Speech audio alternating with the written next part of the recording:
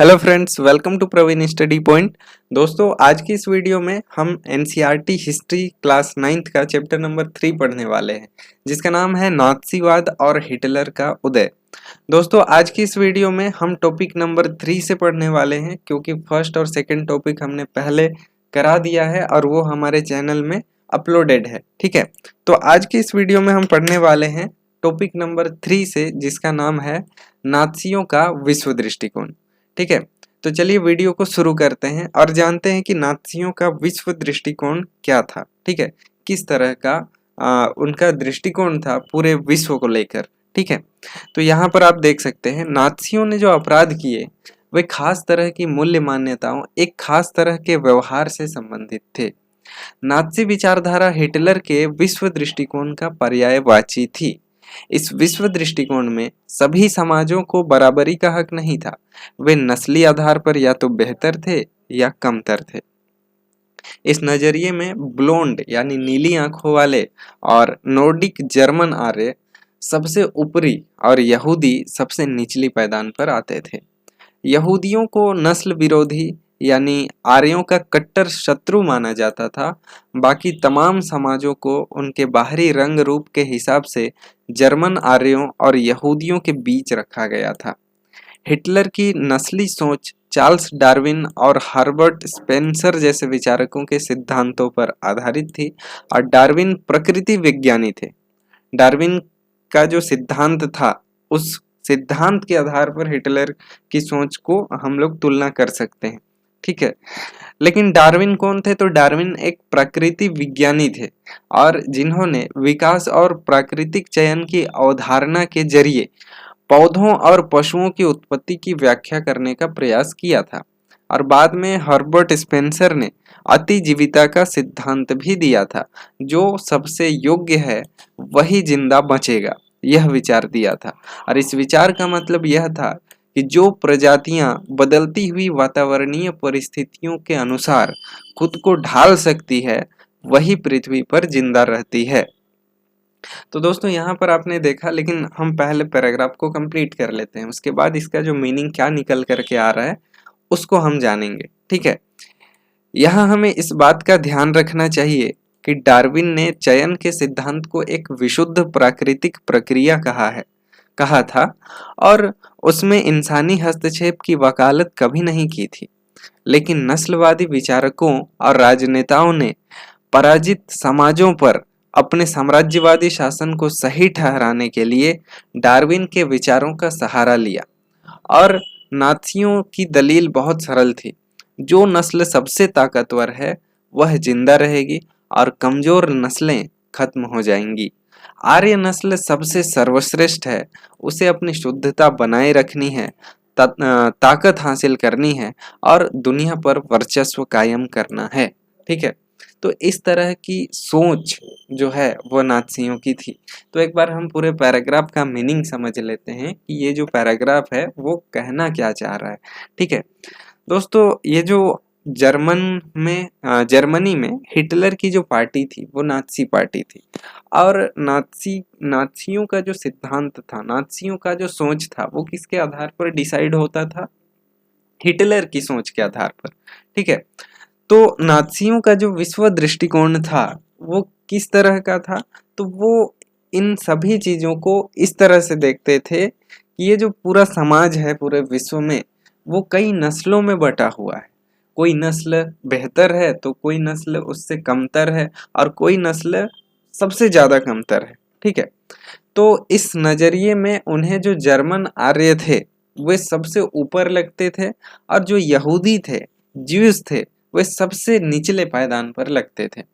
अब आर्य जो थे, नॉर्डिक जर्मन आर्य, ठीक है, उन्हें सबसे अच्छे नस्ल का माना गया और उनका शत्रु माना गया जो सबसे निचले पायदान पर था, यहूदी, उसको।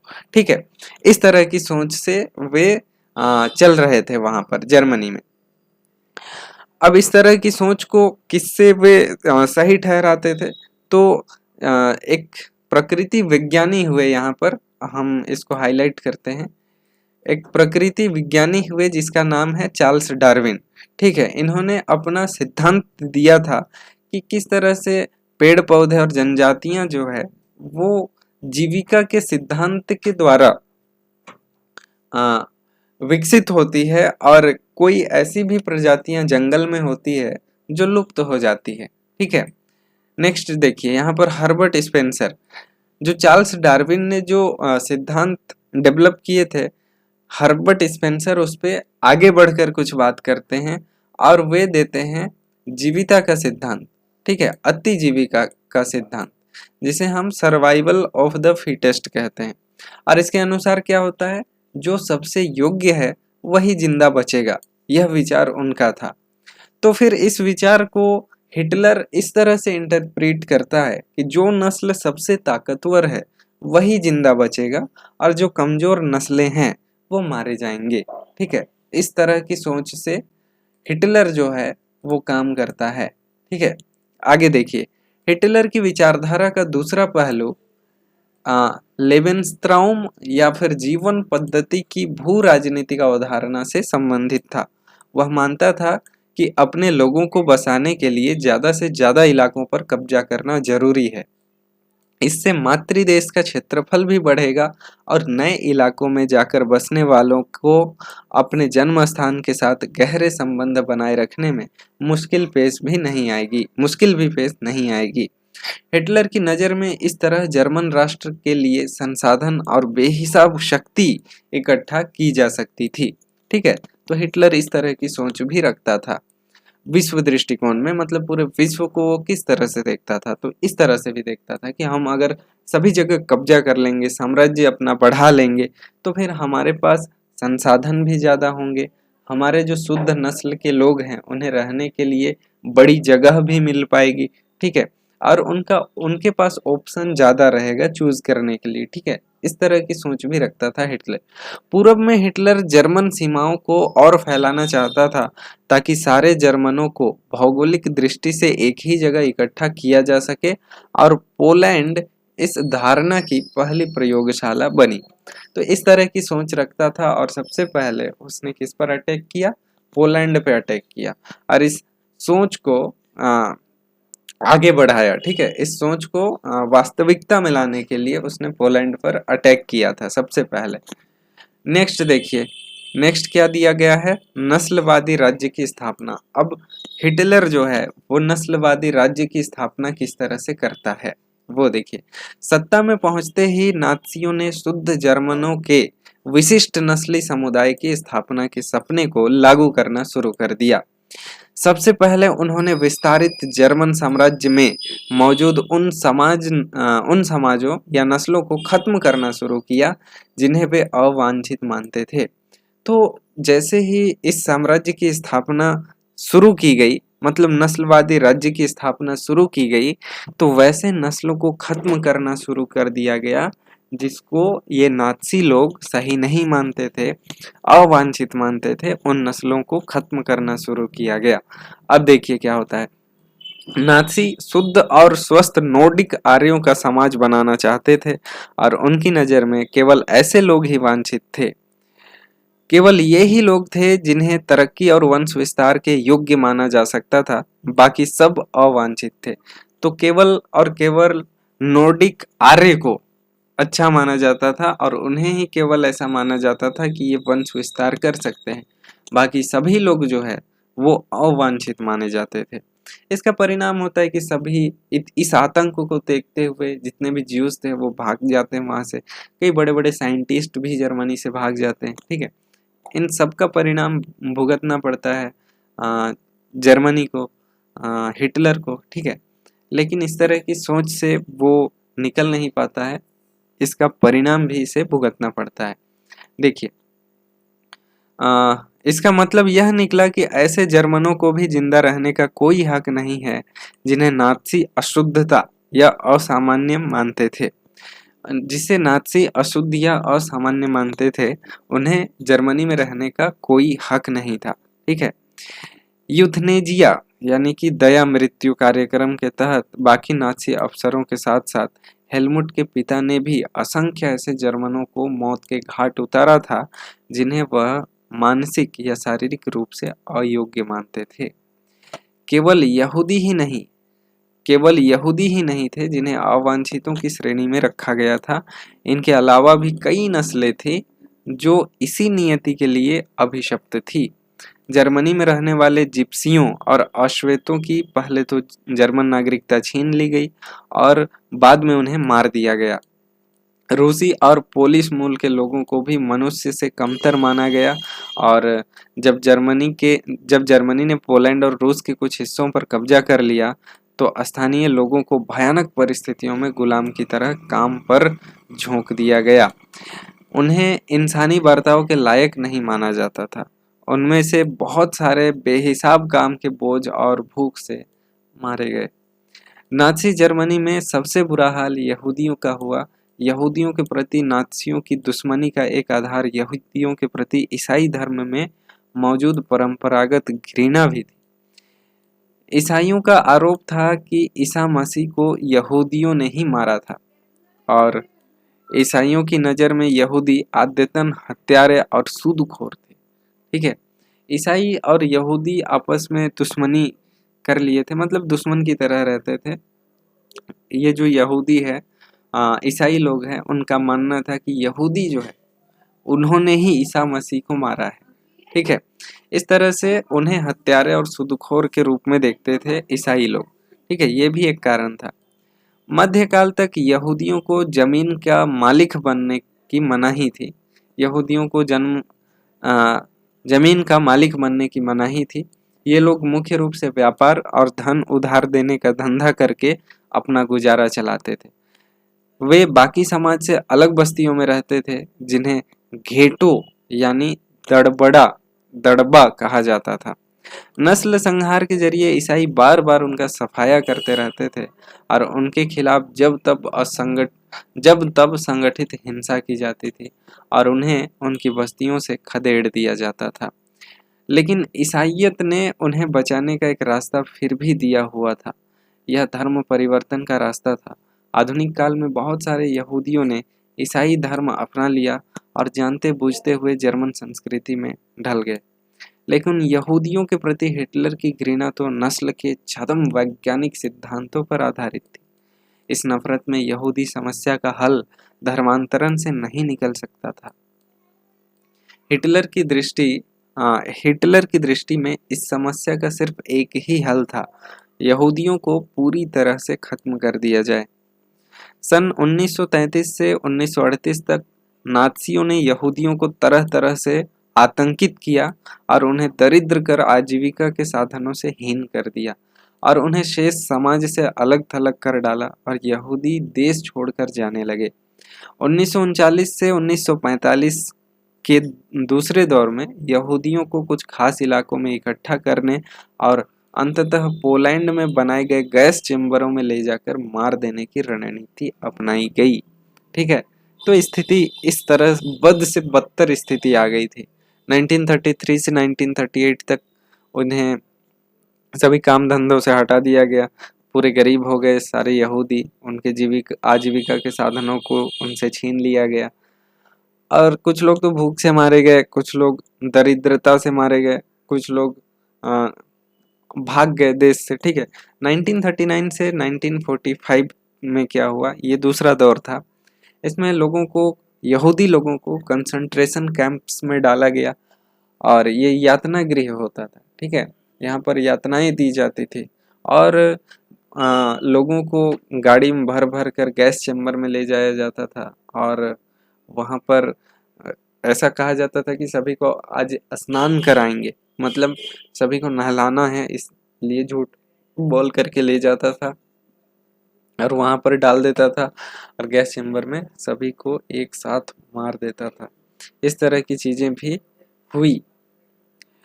नस्ली कल्पना लोक यूटोपिया। अब ये नस्ली यूटोपिया क्या था? यूटोपिया का मतलब होता है एक कल्पना। ठीक है, कल्पना लोक जिसको हम यूटोपिया कहते हैं, जो हम वास्तविकता में तो नहीं देखते लेकिन एक कल्पना में देख सकते हैं, उसको यूटोपिया कहते हैं। तो ये नस्ली यूटोपिया क्या था? युद्ध के साय में नाज़ी अपने कातिलाना नस्लवादी कल्पनालोक या आदर्श विश्व के निर्माण में लग गए थे। जनसंहार और युद्ध एक ही सिक्के के दो पहलू बन गए थे। पराजित पोलैंड को पूरी तरह तहस-नहस कर दिया गया था। उत्तरी पश्चिमी पोलैंड का ज्यादातर हिस्सा जर्मनी में मिला लिया गया था। पोलैंड के लोगों को अपने घर और माल असबाब छोड़कर भागने के लिए मजबूर किया गया ताकि जर्मनी के कब्जे वाले यूरोप में रहने वाले जर्मनों को वहां लाकर बसाया जा सके।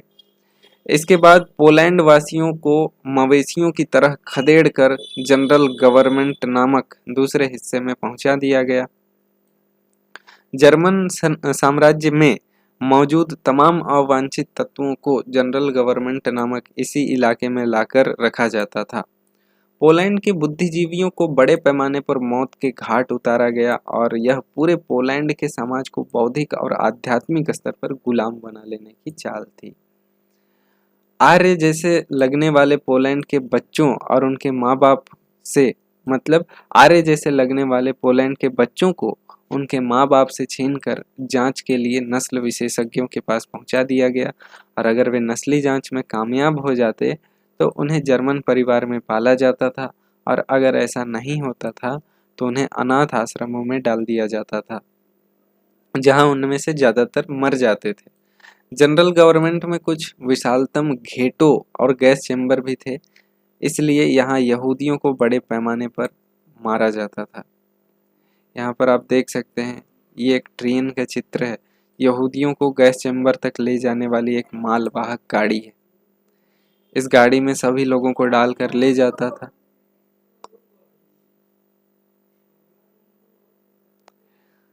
तो इस तरह से हमने देखा कि हिटलर का जो यूटोपिया था, कल्पना लोक था, वो किस तरह का था, वो विश्व को किस तरह से देखता था, विश्व दृष्टिकोण किस तरह से था हिटलर का। ठीक है, यहाँ पर देखिए इस तरह से यहाँ जो चप्पल और जूते का जो ढेर बना है, ये यहूदी लोगों के जूते और चप्पल हैं और कपड़े हैं। इनको इस तरह से उतार दिया जाता था और ढेर बना दिया जाता था। और यहाँ सोच सकते हैं आप कि इतने सारे जूते पड़े हैं तो कितने लोग मारे गए होंगे। ये देखिए, ये एक यातना गृह है, ये एक कंसंट्रेशन कैंप है। इस तरह के कंसंट्रेशन कैंप में लोगों को ले जाया जाता था। और ये जो वायर आपको दिखाई दे रहे हैं, इन वायर्स में करंट फ्लो करता था, तो लोग यहाँ से भाग भी नहीं सकते थे। ठीक है, इस तरह की चीजें थी। यहाँ पर आपको एक फोटो दिखाई दे रहा होगा, यहाँ लिखा है यह एक यातना गृह है। कैमरा मौत के मैदानों को भी खूबसूरत बना सकता है। ये आपको बहुत खूबसूरत लग रहा होगा, लेकिन यहाँ एक समय जो घटना घटी वो इतनी दर्दनाक घटना थी जिसकी हम कल्पना भी नहीं कर सकते हैं। ठीक है, तो इस तरह की चीजें हुई। नाज़ियों का जो कल्पना लोक था, यूटोपिया था, विश्व दृष्टिकोण था, वो बहुत ही निंदनीय है। ठीक है, किसी भी तरह से वो मानवता के लिए सही नहीं है। बहुत ही गलत हुआ जो भी हुआ इन नाज़ियों के शासन में। ठीक है, और हम इस तरह से कभी भी दोबारा इस तरह से ना हो इसकी आशा कर क्या बोले, मतलब इस तरह से दोबारा ना हो इसका प्रयास कर सकते हैं। ठीक है, तो दोस्तों इस तरह से हमने देखा कि हिटलर किस तरह से जो छोटे नस्ल जिनको मानता था उनका जनसंहार किया। ठीक है, नेक्स्ट टॉपिक में हम देखेंगे कि नाज़ी जर्मनी में युवाओं की क्या स्थिति थी। ठीक है, और उसके साथ साथ हम ये भी देखेंगे नेक्स्ट टॉपिक में कि आम जनता और मानवता के खिलाफ क्या क्या अपराध किए गए जर्मनी में। ठीक है, उसके बाद ये चैप्टर जो है इसी के साथ ख़त्म हो जाएगा और हम इसके बाद नेक्स्ट चैप्टर पढ़ेंगे जिसका जो लगभग बड़ा चैप्टर है, लेकिन उसको भी हम 2-3 वीडियोस में या 3-4 वीडियोस में कवर कर लेंगे। ठीक है, तो दोस्तों इस तरह का वीडियो आपके लिए बहुत ही इंफॉर्मेटिव होता है, लेकिन जो आप दूसरे जगह से जो इंटरप्रिटेशन देखते हैं शायद वो गलत हो सकता है।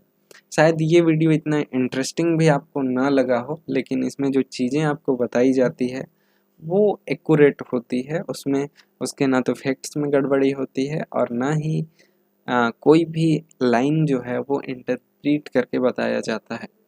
इसलिए अगर आप सही फैक्ट्स और सही चीज़ें जानना चाहते हैं तो इस तरह के वीडियो को ज़रूर देखें और वीडियो को लाइक शेयर ज़रूर करें और चैनल को भी सब्सक्राइब करें ताकि आपको इस तरह के वीडियो के लेटेस्ट अपडेट मिलते रहे। ठीक है, तो दोस्तों मिलते हैं इसी तरह के और भी वीडियोज़ में, तब तक के लिए धन्यवाद। जय हिंद।